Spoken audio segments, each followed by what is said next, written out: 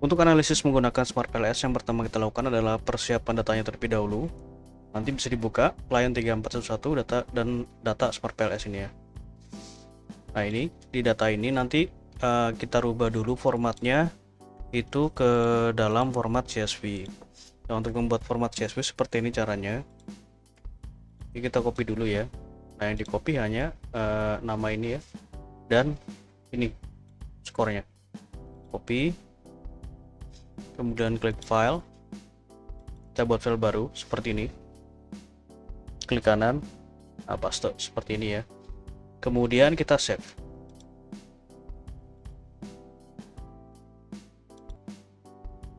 Kita beri nama di sini contoh seperti itu, kemudian save as type, kita klik, kita pilih di sini formatnya CSV UTF-8. Nah, seperti ini ya, kemudian kita save. Nah, karena saya sudah buat, nanti kita gunakan file CSV yang ini saja. Jadi seperti itu ya untuk membuat file CSV-nya. Nah, setelah file CSV terbentuk, kita buka aplikasi Smart PLS. Di sini saya menggunakan Smart PLS versi 4. Kita tunggu sebentar.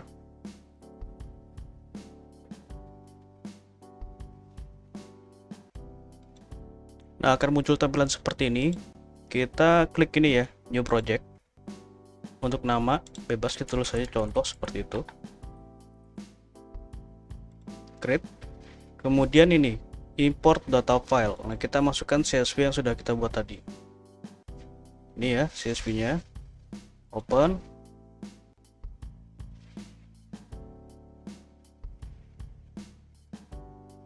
Lalu klik import.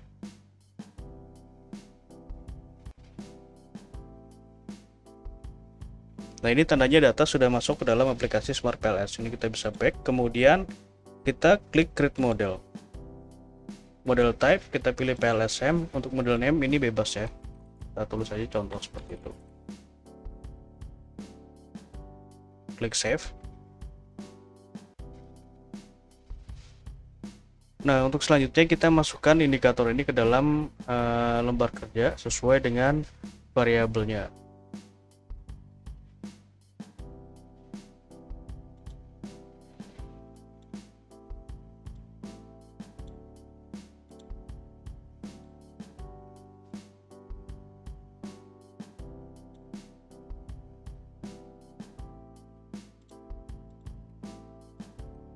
Kita blok seperti ini ya, kemudian kita tarik.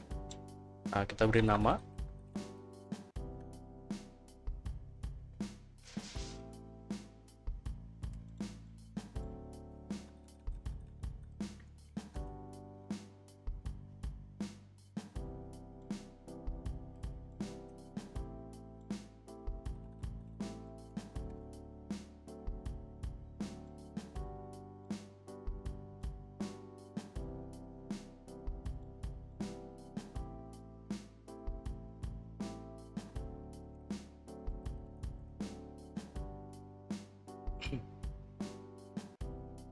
Oke, selanjutnya kita susun sesuai dengan model hipotesis yang ada.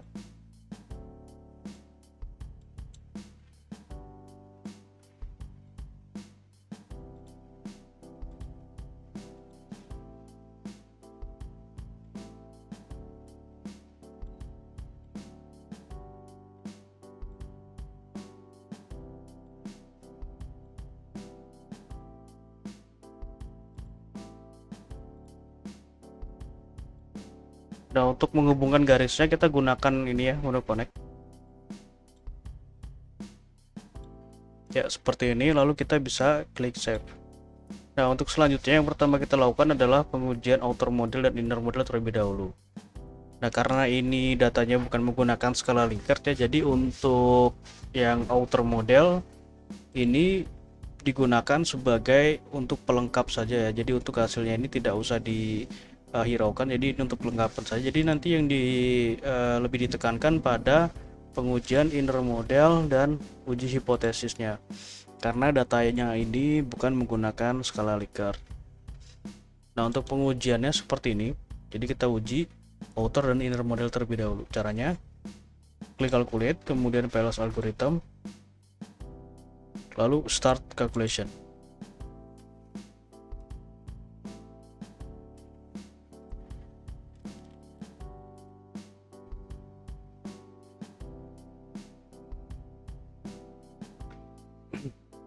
Nah, seperti ini ya.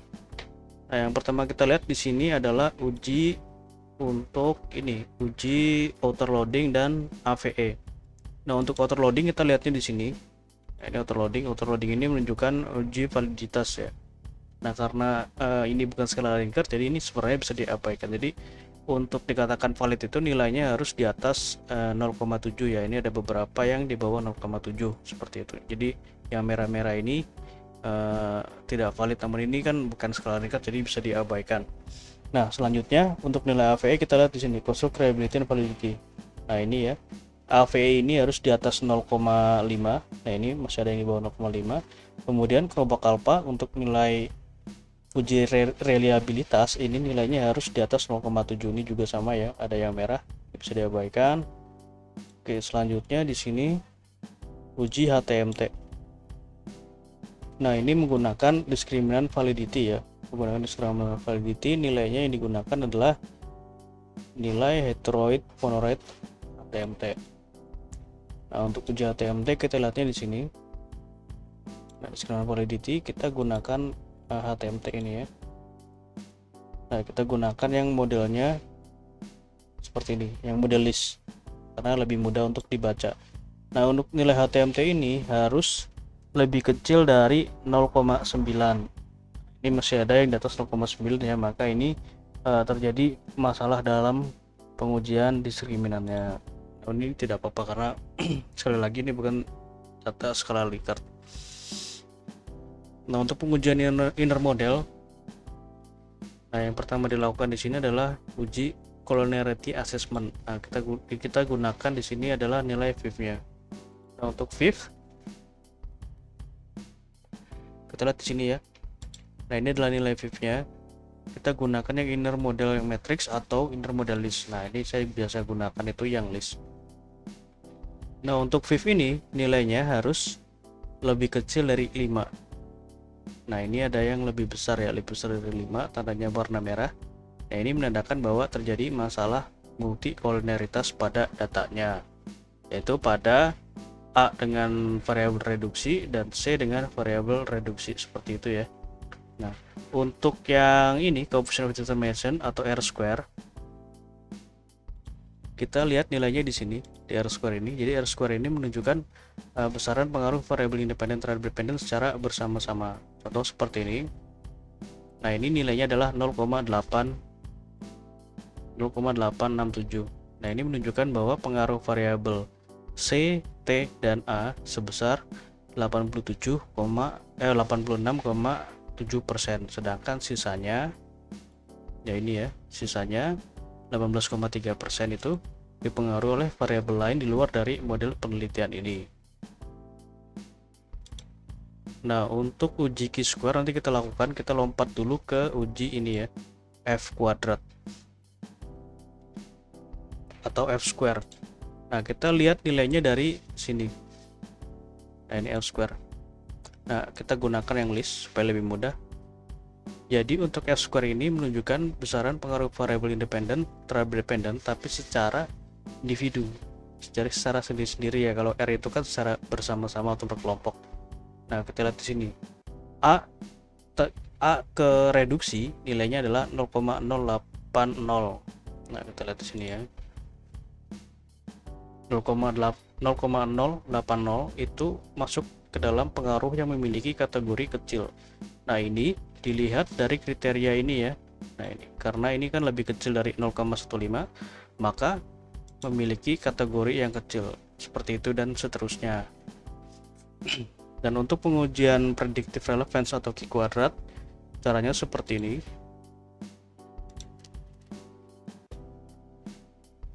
Klik calculate, kemudian kita pilih menu ini ya, blindfolding, lalu start calculation.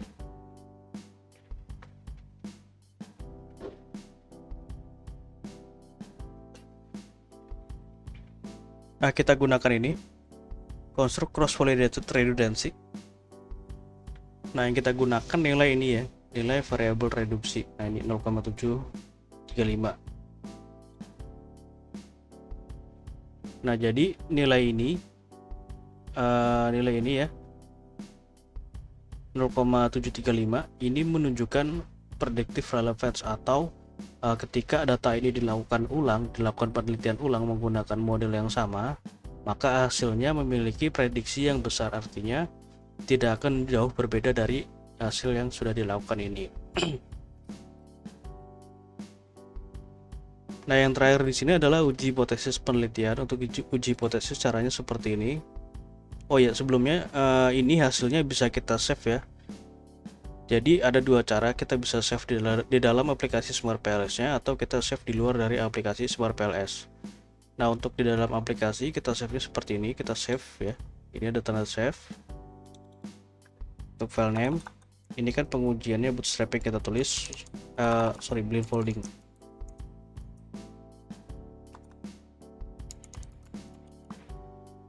Create. Nah, ini kita save di dalam aplikasi Smart PLS-nya, atau kita save di luar dari aplikasi Smart PLS. Caranya seperti ini, klik Excel, lalu klik Export. Nah, ini tinggal kita save saja sesuai dengan namanya.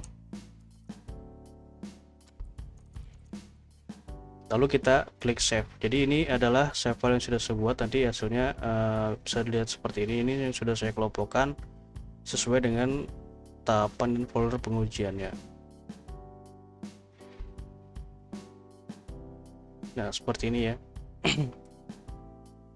Jadi save filenya itu nanti untuk hasil outputnya itu berbentuk Excel. Oke, kita lanjut ke uji hipotesis. Caranya seperti ini. Klik calculate, kemudian kita pilih menu bootstrapping, lalu start calculation.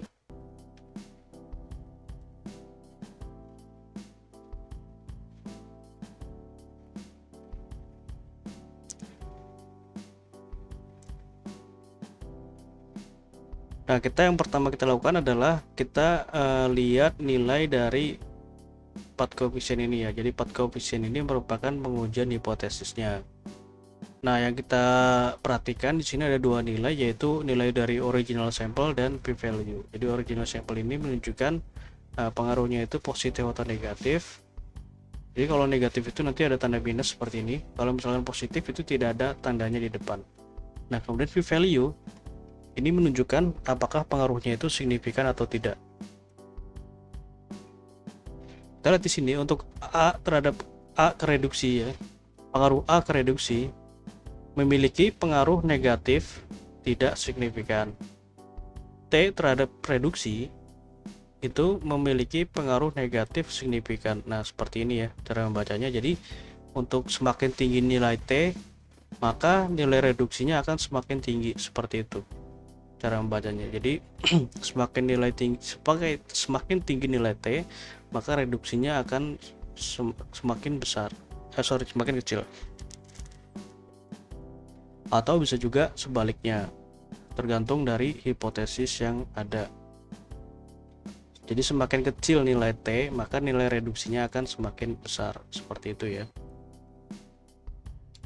Nah, di sini juga saya sudah lengkapi untuk lampirannya, jadi nanti tinggal di copy saja. Oke, sekian untuk pengujiannya, terima kasih.